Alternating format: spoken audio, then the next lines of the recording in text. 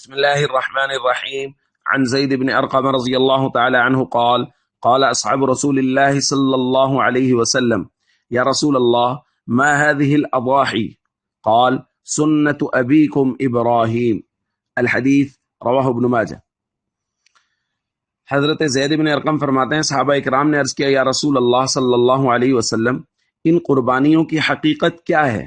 حضور علیہ الصلوۃ والسلام نے ارشاد فرمایا تمہارے والد ابراہیم علیہ السلام کی سنت ہے۔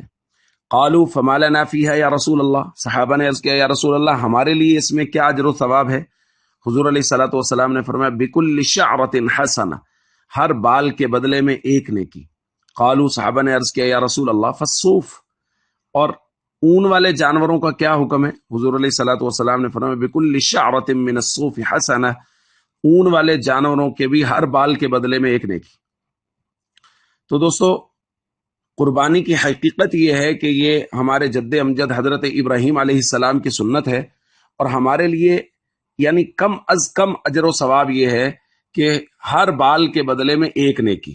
باقی جتنا اخلاص زیادہ ہوگا، جتنا اللہ کی رضا کی، اللہ کو خوش کرنے کی نیت کی جائے گی، اس قدر اجر و ثواب بھی بڑھتا چلا جائے گا، کیونکہ قرآن پاک میں بھی کہا گیا ہے لن ینال اللہ لحومها ولا دماؤها ولکن ینالہ التقوی منکم، جانور کا خون، اس کا گوشت اللہ کو نہیں پہنچتا، اللہ کو تو تقوی پہنچتا ہے۔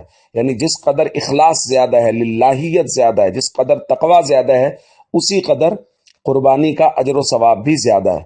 اس لیے اللہ کی رضا کے لیے اخلاص کے ساتھ قربانی کریں، اور کوشش کریں کہ یہ تھوڑے سے پیسوں کی پرواہ نہ کریں۔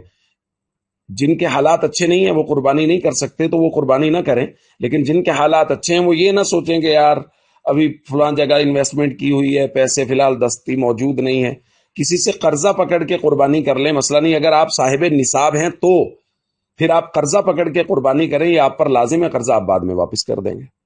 السلام علیکم ورحمۃ اللہ وبرکاتہ۔